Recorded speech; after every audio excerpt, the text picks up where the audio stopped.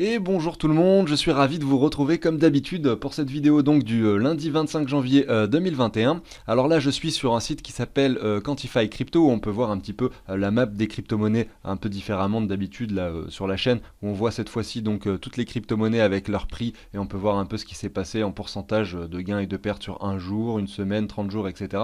Vous avez pas mal de données intéressantes. On y constate d'ailleurs que ces 30 derniers jours le Bitcoin a pris 33% alors que l'Ether lui a pris 66%. Donc l'Ether est en train donc de surperformer le Bitcoin, en tout cas dans cette période de 30 jours. Voilà, et ensuite on peut voir également que sur une période hebdomadaire, l'Ethereum a pris 22% alors que le Bitcoin a moins 5%. Donc on constate effectivement qu'en fait, cette différence de pourcentage qu'il y a sur ces 30 jours, c'est en fait effectué sur cette dernière semaine. Alors je vous ferai un petit tour d'horizon de ce site et en fin de vidéo, je vous montrerai un petit peu comment moi je l'utilise pour essayer de chasser un petit peu les opportunités du moment. Si jamais vous voulez faire des trades sur une semaine ou des choses comme ça, c'est pas forcément des choses à faire puisque là en ce moment on est en période de bull run, c'est peut-être bien de hold ces crypto-monnaies sur du long terme, mais voilà, c'est quelque chose de très intéressant et je vous en parlerai en fin de vidéo. Alors nous sommes lundi et effectivement les lundis je fais des vidéos d'analyse, en plus il y a les clôtures hebdomadaires, excusez-moi, chaque dimanche soir, donc on va pouvoir un petit peu regarder tout ça, on va aller voir le Bitcoin et l'Ether bien entendu, et puis on va faire quelques altcoins, on va voir quelles sont celles qui ont des configurations qui peuvent être relativement intéressantes, on va voir un petit peu ce qu'il se passe sur le marché. Alors avant de vous passer la petite vidéo d'introduction, j'aimerais d'abord vous remercier parce que voilà, j'ai dépassé les 1000 abonnés ce week-end. C'est déjà énorme pour moi, sachant que la chaîne est assez récente. Donc voilà, écoutez, je suis satisfait, je suis content que le contenu vous plaise au quotidien et que vous suivez cette chaîne, j'en suis ravi. Sachez pour ceux qui découvrent la chaîne aujourd'hui que je fais des vidéos d'analyse le lundi, mercredi et vendredi, je fais des vidéos sur le trading le mardi, des vidéos sur l'investissement un petit peu plus spécifique où je vous présente un outil très utile, regardez je vous le mets ici, un petit tableau qui vous permet de connaître l'état de votre portefeuille en temps réel, vous mettez ce que vous avez investi en euros sur les plateformes, ensuite derrière il y a toutes vos données de crypto-monnaies, de fiat que vous avez encore à investir, etc. Et ça vous dit tout de suite votre ROI, combien vous avez de gains, etc. Simplement, même si vous avez plein d'échanges et tout ça, plein de plateformes, vous pouvez rentrer vos valeurs ici avec tous les échanges qui existent, vous voyez, et là vous mettez à jour le prix des crypto-monnaies en temps réel, donc là c'est simplement un petit code informatique sur ce tableau qui fait que voilà les prix se mettent à jour, et derrière vous avez toutes vos données avec des petits camemberts qui vous disent où est-ce que vous en êtes, voilà. Alors ce tableau je le partage sous l'échange d'une petite donation, et il y a des vidéos où j'explique comment ça marche et je vous en mets une, ici en haut à droite, vous pouvez cliquer pour y jeter un œil. Allez voilà, ceci étant dit, on se retrouve tout de suite après l'introduction.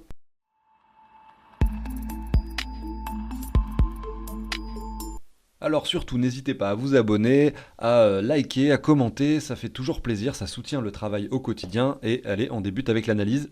Alors c'est parti, nous voilà sur le Bitcoin. Alors vous le savez, là je suis en bougie hebdomadaire. On a fait 2 semaines consécutives négatives avec des bougies rouges assez importantes. Ça n'était pas arrivé depuis très longtemps, on peut le constater ici, si je me mets comme ceci et que je regarde. Ça n'était pas arrivé depuis 14 semaines. Voilà, regardez, 14 barres. Depuis 14 semaines, on n'avait pas eu de bougies hebdomadaires négatives. Alors je ne compte pas ces 2 petites qui se trouvent ici, effectivement, parce qu'elles sont vraiment relativement faibles par rapport à ce qu'il s'est passé ces 2 dernières semaines. On n'a pas eu de baisse aussi importante depuis très longtemps, à savoir 32% sur le marché.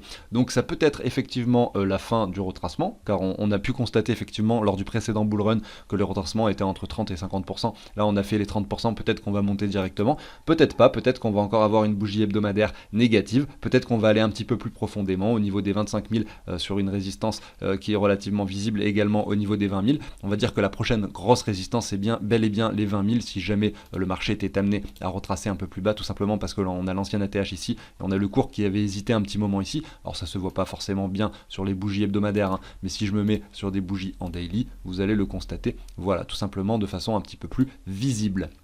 Alors pour quelqu'un qui arriverait que maintenant sur le marché, qui n'a pas encore investi dans cet actif ou dans le Bitcoin et qui aimerait le faire bien sûr parce qu'il a de l'épargne à mettre, par exemple quelque chose comme ça, ou simplement il aimerait en posséder tout simplement parce qu'il pense, vous pensez qu'effectivement il peut y avoir quelque chose d'énorme qui pourrait se passer à l'avenir, bah effectivement vous pourriez donc positionner un Fibonacci comme celui-ci et essayer d'identifier des targets pour commencer au niveau des paliers d'achat. Donc à savoir que là on a touché le premier palier, donc pour quelqu'un qui n'a pas du tout investi, ce premier palier était effectivement un bon niveau d'achat. Je dis n'importe quoi, si vous avez 2000 € pour investir, allez on va dire 1000 euros pour que ce soit plus simple. Vous allez par exemple investir 300 euros ici, 300 euros donc sur ce deuxième niveau, enfin vous comprenez l'idée, c'est ce que je répète à chaque fois, mais voilà tout simplement, vous avez donc ce premier palier qui a été touché, le deuxième n'a pas été effectivement touché, mais ça peut arriver, vous avez des niveaux pertinents qui sont positionnés comme ceci, à savoir ici au 27 500 $, également ici au 23 000 $ environ, et ensuite il y a cette résistance des 20 000 également, et si on fait une bougie un petit peu plus basse, on a donc les 61,8 de Fibo qui se trouvent aux 18 500 $, qui c'est avec une petite mèche d'excès, tout est possible. Alors je dis pas qu'on dira sur ces niveaux là, mais simplement que voilà, ça peut être des niveaux pertinents, en tout cas si le cours est amené à y retourner, ça peut être des niveaux très pertinents d'achat. Alors je sais que je me répète sur chaque vidéo pour ces paliers, mais je pense que c'est relativement important de le rappeler tout simplement, parce qu'il y a forcément des nouvelles personnes qui découvrent la chaîne, et j'essaye un petit peu de vous donner des perspectives d'investissement, ou simplement des petites positions qui pourraient être intéressantes, surtout parce que si jamais vous n'y connaissez rien et que vous ne savez pas du tout comment faire, effectivement, investir tout votre argent sur le prix actuel n'est pas forcément un bon plan, tout simplement parce que si le cours redescend aux 20 000, vous risquez de ne pas être bien psychologiquement, parce que ça vous ferait tout simplement sur votre portefeuille un petit moins 41%. Ça peut être un petit peu désagréable, voilà tout simplement. On va continuer. Alors on peut voir effectivement aussi également que le RSI, donc pendant cette grosse période de baisse là, on avait eu pendant 2 ans, là c'était assez horrible pour les personnes qui avaient acheté du Bitcoin sur les niveaux hauts qui étaient ici, il y avait eu moins 80%, et là il y a peut-être des gens qui ont revendu très bas en se disant que de toute façon le Bitcoin était mort, etc. Derrière il y a eu cette petite consolidation, cette accumulation, cet énorme W qui s'est formé, mais il est juste magnifique en fait ce W, qui ne l'a pas vu finalement, je ne sais pas, il est vraiment très visible, on l'a cassé ici, là c'était le niveau effectivement très intéressant, on confirmait ce W, et derrière c'est parti en ligne droite, tout simplement, et on peut effectivement également constater ce W sur le RSI ici. Voilà, donc là on est en zone de surachat, on peut le voir sur le RSI, on revient tester, alors on n'y est pas exactement les niveaux des 70, alors ça, je ne serais pas étonné effectivement que le cours, comme c'était le cas lors du précédent bullrun ici, nous fasse des petits zigzags comme ceci, entre les zones de surachat et, voilà, et la zone de RSI classique tout simplement, donc voilà. Jetons désormais un œil au time frame 4 heures, je suis toujours sur le Bitcoin ici, on avait ce triangle que j'avais identifié, alors c'était lundi dernier pile poil, on savait pas si on allait le casser à la hausse pour directement nous faire cette poussée, ou si justement on allait le casser à la baisse, il se trouve que voilà, ce triangle a été percé par le bas, donc on s'établit toujours sur ce range qui se situe donc entre les 42 000 et vous le savez ici, alors maintenant on est un petit peu plus bas ici, approximativement entre 28 000 $ et 30 000 $, on va dire, étendu tout simplement. Voilà, donc on est sur ce range, et aujourd'hui on se demande un petit peu ce qui va se passer. Alors, ce qu'on est en train de voir effectivement, c'est qu'on consolide, on peut consolider encore quelques semaines, qui sait, peut-être quelques jours, quelques semaines entre ces deux bornes. Il faut savoir effectivement que plus le Bitcoin consolidera entre ces bornes, et plus ça sera bénéfique probablement pour Ethereum, qui lui pourrait effectivement performer quand le Bitcoin stagne, comme tous les autres altcoins d'ailleurs, ils performent de façon générale quand le Bitcoin lui est en train de ne rien faire, parce que il y a on va dire que les gens pourraient se désintéresser un petit peu de cet actif, donc qui est le Bitcoin, pour se diriger vers les altcoins. Je vous montre un petit peu à court terme comment on aurait pu effectivement définir un petit peu cette target. Alors vous auriez pu par exemple, je ne sais pas, pour essayer, si jamais vous auriez voulu mettre un ordre pour essayer d'acheter par ici, c'était possible. Alors forcément on ne sait jamais forcément jusqu'où le cours va descendre ou jusqu'où le cours va monter, mais on aurait pu par exemple se mettre un petit Fibonacci de prolongation comme ceci, en mettant un point d'accroche ici en haut sur le plus haut, un point d'accroche ici sur ce petit bottom, un point ici à ce niveau là, et on peut voir en fait tout simplement que là on arrive à peu près au 100%. On s'est même arrêté un petit peu avant, mais voilà, on a des targets de Fibo qui sont intéressantes, et il y a effectivement un autre moyen de matérialiser ça. Je ne sais pas si vous avez déjà entendu parler du AB Ideal CD, mais ça revient exactement au même finalement. Vous pouvez par exemple prendre, alors je vais essayer de vous le mettre un peu plus épais, voilà, prendre par exemple cette ligne là tout simplement, la copier, la coller et la mettre finalement au niveau du sommet qui se trouve là, et là vous arrivez pile poil sur ce niveau, sur le niveau de cette mèche. C'est ce qu'on appelle donc la longueur de cette vague est égale à la longueur de la vague d'après finalement, vous voyez. Donc c'est pas forcément, ça arrive pas forcément à chaque fois, bien sûr que non, sinon le trading serait bien sûr beaucoup trop facile, mais vous voyez que voilà, ça reste des niveaux intéressants. Voilà, vous pouvez vous dire voilà, ici ça fait pile poil 100%, je vais peut-être essayer d'acheter un petit peu par là. Enfin, ça aurait pu être forcément un niveau intéressant pour un trade par exemple, avec un stop loss serré, etc. Vous comprenez un petit peu l'idée du trading de façon générale, mais voilà. Alors on va rapidement aller voir l'order flow, ça fait un petit moment que je n'y avais pas été. Alors là je suis sur les contrats dérivés sur Binance, et donc en fait ce qui est intéressant de constater c'est qu'effectivement, regardez ici, on peut regarder l'open interest, c'est-à-dire le nombre de bitcoin en position sur les contrats dérivés. Donc là c'est à dire que si l'open interest monte, c'est à dire qu'il y a beaucoup de personnes qui sont en train de passer en position sur Binance Future, là donc soit d'acheter soit de vendre, et là grâce à ce deuxième indicateur qui est le funding rate, donc là il est positif, ce qui veut dire que les gens qui là entrent en position sur le bitcoin actuellement, donc sur ces petites bougies là je suis sur du 4 heures, hein, et ben ils le font à l'achat majoritairement, parce que tout simplement le funding rate est positif. Quand le funding rate est très positif, ça veut dire qu'ils passent vraiment, on va dire très majoritairement à l'achat. Ici ils sont majoritairement à l'achat, mais voilà, vous voyez que si on part sur un funding rate négatif derrière, et ben les gens sont majoritairement à la vente, c'est l'inverse évidemment. Et vous voyez que pendant toute cette phase de hausse qu'il y a eu, donc ici les gens étaient principalement en train d'acheter du bitcoin. Alors après, quand l'open interest descend, c'est que les gens qui sont en position se font liquider, ça veut dire que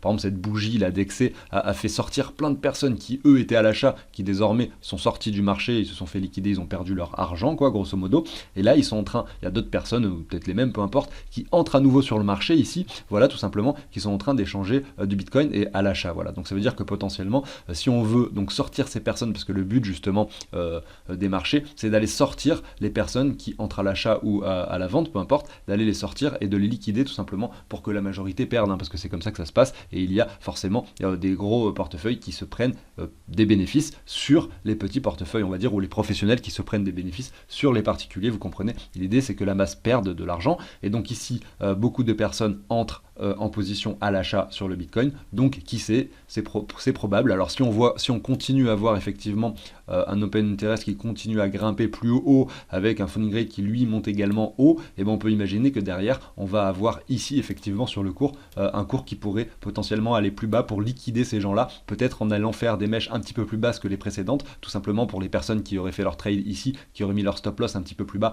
on va les chercher, et là derrière on liquide tout le monde, vous voyez. Donc ça peut être aussi un bon indicateur pour essayer d'identifier des endroits simplement où vous pourriez mettre des ordres pour acheter du bitcoin. Mais bon voilà, on en parlera au quotidien. Là voilà, il n'y a pas forcément grand chose à constater, il va falloir laisser faire le cours pour voir un petit peu ce qui se passera sur l'open interest et sur le funding rate. Alors en attendant, le Bitcoin est en train de stagner, mais l'Ether lui performe par rapport au Bitcoin, on peut le voir sur ce graphique qui est donc l'Ether face au Bitcoin. Et on peut voir effectivement qu'on avait cette sorte de trendline qui a été touchée plusieurs fois ici, et à chaque fois qu'on est venu la tester, eh ben on avait des bougies vertes qui suivaient. Ça s'est encore vérifié sur ces bougies rouges qui sont venues faire des mèches d'excès ici au niveau des 0,023 Bitcoin pour un Ether.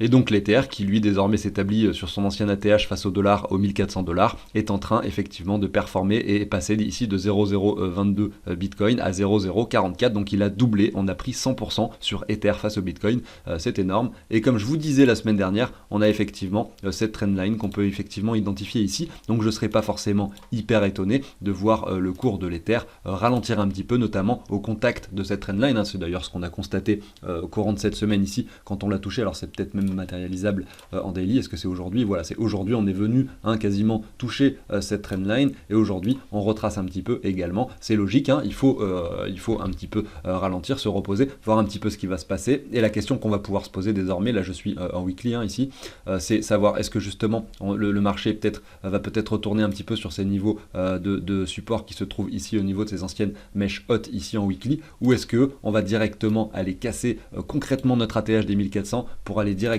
aux 2000 $ ou plus haut, avec un Bitcoin qui lui continuera à stagner, hein, dans l'hypothèse effectivement que le Bitcoin continuera à stagner, avoir un Ether qui reprend de la valeur encore plus face au Bitcoin, et qui pourrait grimper de façon parabolique, un petit peu comme c'était le cas sur le Bitcoin face au dollar ces dernières semaines, voilà tout simplement. Mais dans le cas contraire, hein, on peut aussi également s'attendre à ce que cette résistance fasse bien office de résistance, et qu'elle effectue en effet son rôle de résistance pour aller plus bas, et qu'on vienne retester cette trendline basse, voilà. Et pour une perspective plus long terme, pourquoi pas avoir un Ether qui effectivement pourrait reprendre un peu de valeur ici, et qui reviendrait pourquoi pas au 0,8, 0,9, 0,10 par rapport à l'Ether, donc au Bitcoin, qu'un Ether vale 0,10 Bitcoin. Voilà, en plus ça serait super simple à calculer, ça serait hyper pratique.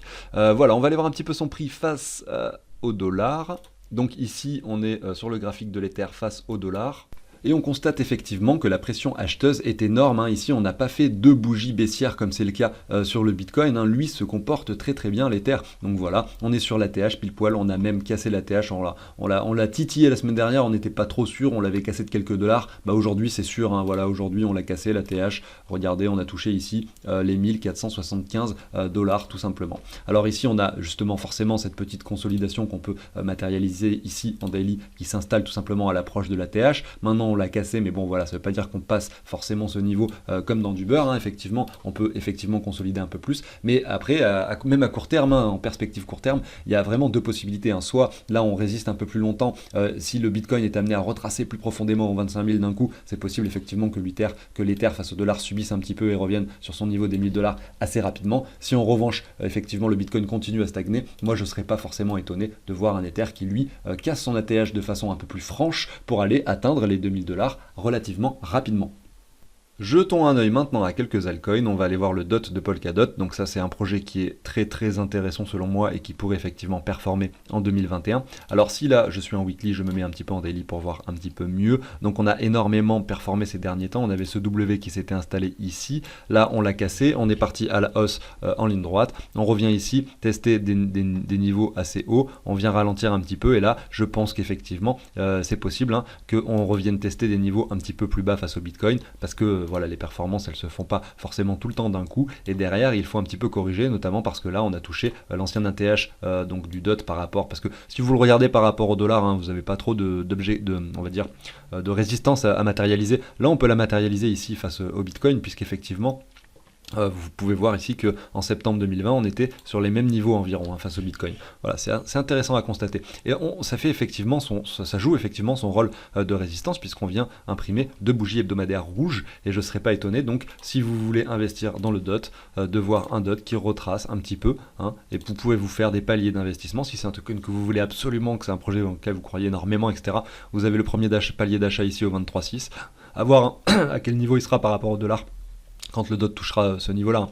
Mais voilà, c'est des niveaux pertinents d'achat quand on le regarde en tout cas par rapport au Bitcoin. Vous avez également le 38.2, les 0.5, les 61.8. Et voilà, moi j'ai mon alerte ici au 61.8. Je pense qu'effectivement, cette real-out zone ici serait le niveau le plus pertinent d'achat pour un investisseur long terme sur le DOT si jamais le cours était amené à y retourner. Voilà pour le DOT.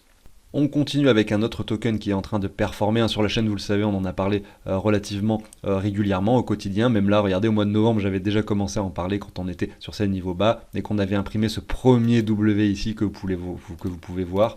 Moi d'ailleurs, j'avais investi à ce moment-là et je suis très heureux de voir qu'il performe désormais et qu'il nous installe même, regardez, ce magnifique W ici en daily qu'on peut matérialiser comme ceci. À voir si justement, hein, pour que ce W soit confirmé, il va falloir que cette bougie d'aujourd'hui là, qui est ici, hein, clôture au-dessus de ce niveau-là, hein. Donc voilà, à voir si cette bougie va clôturer au-dessus de ce niveau. En tout cas, ça a l'air très très bien parti effectivement, puisque on peut constater que là, un IGLD vaut 0,0015 Bitcoin. Et si on regarde un petit peu son prix face au dollar, parce que je sais que c'est aussi intéressant quand même de le regarder, et ben on est carrément sur un nouvel ATH, on est aux 50 dollars, c'est énorme, justement dans les niveaux dont je vous parlais tout à l'heure, là où il y a eu les W, etc. face au Bitcoin, c'était là aux alentours des 9-10 dollars. Aujourd'hui, on est à 50 dollars pour IGLD.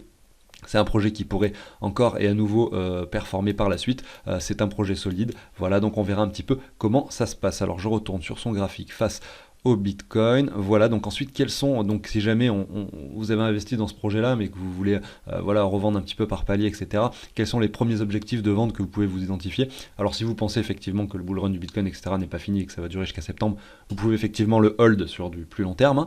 Mais si jamais il fallait que vous vous mettiez des sortes de paliers de vente, vous pourriez par exemple regarder cet actif par rapport au Bitcoin pour essayer d'identifier des paliers, notamment ici, là, parce qu'on peut voir effectivement qu'on vient toucher plusieurs fois les mèches. Alors je vais enlever ces anciennes lignes qui finalement ne sont plus d'actualité.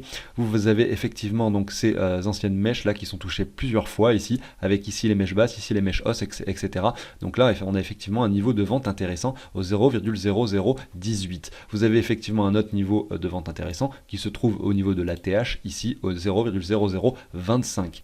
Si vous n'avez pas encore investi dans ce projet, est-ce que c'est le moment? Je dirais que non, bien sûr. Il va falloir effectivement attendre que le marché se stabilise. Peut-être qu'il va continuer à grimper, on ne sait pas jusqu'où ça va aller, que ça se stabilise, que ça redescende et que ça revienne éventuellement toucher, par exemple, ce niveau-là, pour ensuite nous faire quelque chose qui pourrait performer par la suite. Vous voyez, il faut toujours attendre et acheter sur des bougies rouges, tout simplement. Mais je préférais, voilà, je parle de cet actif tout simplement parce que si vous avez suivi la chaîne depuis le début et que vous aviez pu investir au bon moment, peut-être que vous vous intéressez maintenant à savoir quand est-ce qu'il faut le revendre et c'est pour ça que je vous mets quelques paliers de revente ici. On va regarder maintenant un petit peu aussi des tokens qui peuvent intéresser donc ceux qui n'ont pas du tout investi encore, peut-être qui ont des configurations qui peuvent être intéressantes. Je vais regarder ça avec vous.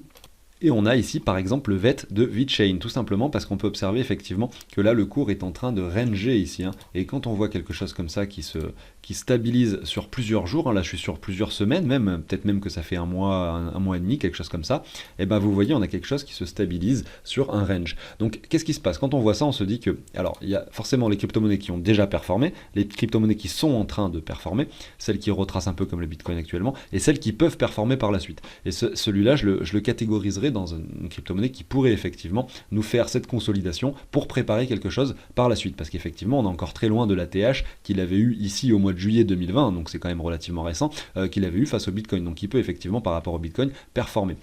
Donc justement, qu'est-ce qu'il y a comme niveau intéressant d'achat sur VeChain? Donc on va se représenter ça de façon un peu plus près. On peut voir qu'on a effectivement cassé cette trendline ici, donc ça c'est annonciateur de quelque chose justement qui latéralise, c'est ce qu'on recherche. Maintenant voilà, on a quelque chose qui nous fait donc là en daily, on peut même peut-être si on le met en hebdomadaire voir quelque chose d'intéressant. Oui effectivement on voit donc ce W mais qui n'en est pas vraiment un parce qu'on vient chercher un plus bas ici.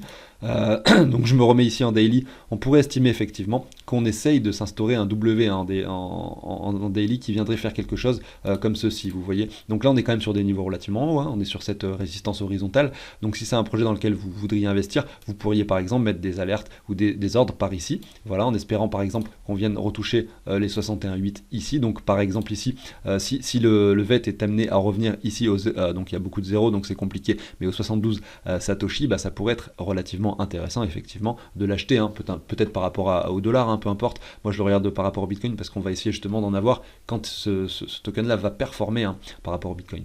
Donc là effectivement on a un niveau intéressant d'achat ici au 61,8 et on a effectivement d'autres niveaux plus bas ici au 78,6. Voilà, donc il y en a aussi relativement plus bas, vous pouvez mettre même les 100%, mais là voilà, si jamais on vient casser du coup ce niveau-là, on peut estimer effectivement que là cet actif n'est pas encore prêt à démarrer quelque chose de haussier et il va falloir être un peu plus patient. Et si vous en avez acheté avant, c'est pas grave, ce qu'il faut c'est pour ça, il faut acheter par palier pour avoir toujours de la liquidité pour en avoir un petit peu plus bas, si jamais c'est un token que vous voulez, que vous souhaitez avoir, pour toujours pouvoir en acheter plus bas. En tout cas ici, il y a peut-être un coup à jouer, je ne sais pas, sur quelque chose qui reviendrait tester ici les 61,8, les 78,6, peut-être nous former un W dans la zone de rechargement et derrière performer. Voilà, tout simplement. Je dis pas qu'on va y retourner, mais si on y retourne, effectivement, c'est un niveau intéressant d'investissement.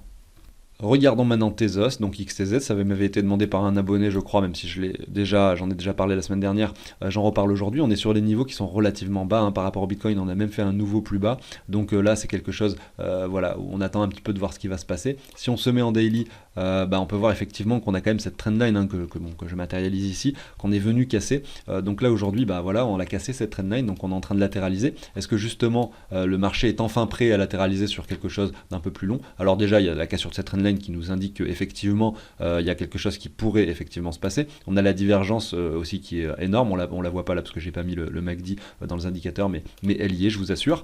Ici derrière, donc voilà, on pourrait s'attendre à quelque chose qui nous fasse un W pour peut-être performer, ou alors quelque chose qui stagne plus longtemps, ou qui sait quelque chose qui va faire encore un nouveau plus bas. En tout cas, c'est comme le VeChain, c'est un token qui n'a pas performé par rapport au Bitcoin ou même par rapport au dollar. Il n'a pas des prix exorbitants par rapport à ce que d'autres crypto-monnaies sont en train de faire comme IGLD ou d'autres. Donc voilà, c'est des tokens qui pourraient peut-être par la suite performer, qui sait. Donc à voir, il y a peut-être des bons coups à jouer également sur ces tokens qui semblent morts comme celui-ci, qui ne bouge pas depuis plusieurs mois. Voilà, et là on voit effectivement qu'on casse une trendline. On peut effectivement se mettre comme d'habitude notre petit Fibonacci comme celui-ci là, pour essayer d'aller acheter ces niveaux-là qui seraient pertinents, notamment ici au niveau de cette reload zone comme d'habitude. Voilà, donc c'est un token qui effectivement pourrait également performer par la suite. Et je finis avec le token Zcash. Ensuite, on va aller voir le petit site dont je vous parlais tout à l'heure pour essayer de voir un petit peu ce que je voulais vous dire. Le petit dernier, donc Zcash, regardez ici, il fait des nouveaux plus bas également. Donc là, c'est pareil. Qu'est-ce qu'il y a à dire? C'est pareil, c'est un token qui n'a pas du tout performé. Est-ce qu'il va performer? J'en sais rien. Est-ce qu'il est mort? J'en sais rien.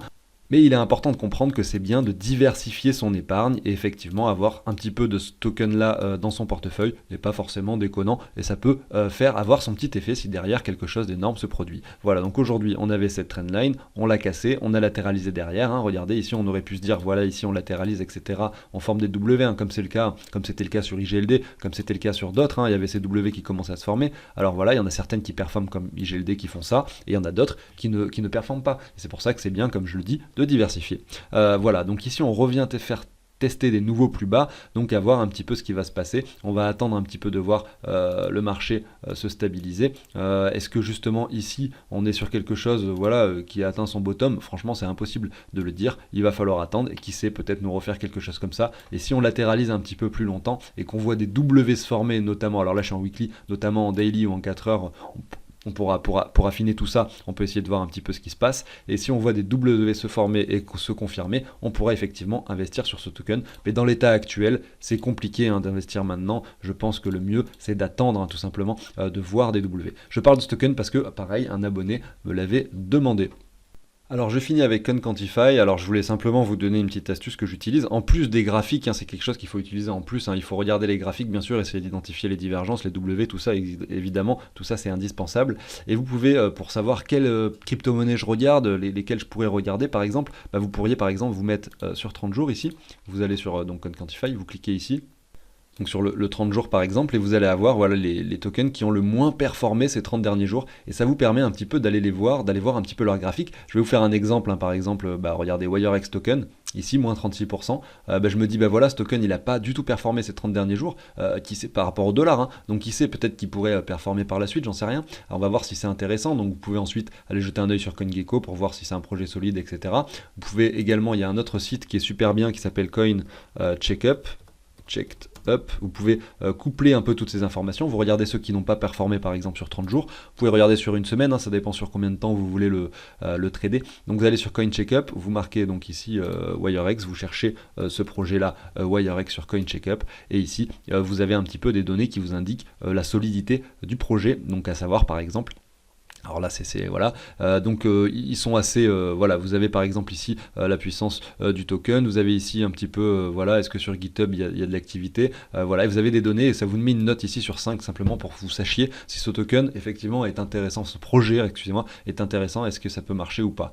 Donc c'est pas une note exceptionnelle mais c'est pas mal non plus, 3,4 sur 5, c'est pas non plus on va dire la pire crypto-monnaie du siècle, et d'ailleurs j'en avais acheté moi passé un temps, il y a 1 an et demi je crois, j'avais leur carte bancaire que j'avais jamais utilisé, mais voilà, ça reste sympathique, c'était la toute première carte bancaire crypto-monnaie que j'avais à l'époque. Donc voilà, WireX, vous voyez ça ici, vous voyez qu'il n'a pas performé, du coup vous pouvez vous poser la question, est-ce que son graphique comment il est, donc vous marquez WRX ici, BTC, vous allez un petit peu jeter un œil à son graphique, tout simplement, et là vous voyez effectivement que voilà, on est sur des niveaux très très bas. Alors là je suis en weekly, on va se mettre en daily, et vous allez pouvoir l'analyser, mettre des trendlines, etc.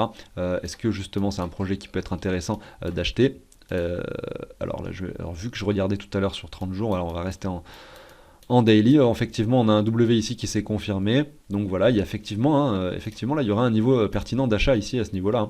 Donc voilà, après. Voilà, vous pouvez simplement regarder celles qui n'ont pas encore performé grâce à ce site CoinQuantify et aller voir un petit peu leurs données ici, voilà, moins 30%, etc. Vous pouvez faire le même travail sur une semaine si vous voulez. Mais voilà, vous avez compris un petit peu l'idée. Écoutez, j'espère que cette vidéo vous a plu, cette vidéo d'analyse. On se retrouve de toute façon demain pour une nouvelle vidéo. N'hésitez pas, comme d'habitude, à vous abonner, à liker, à commenter. Ça fait vraiment toujours super plaisir. Et écoutez, je vous souhaite une agréable soirée. Salut tout le monde!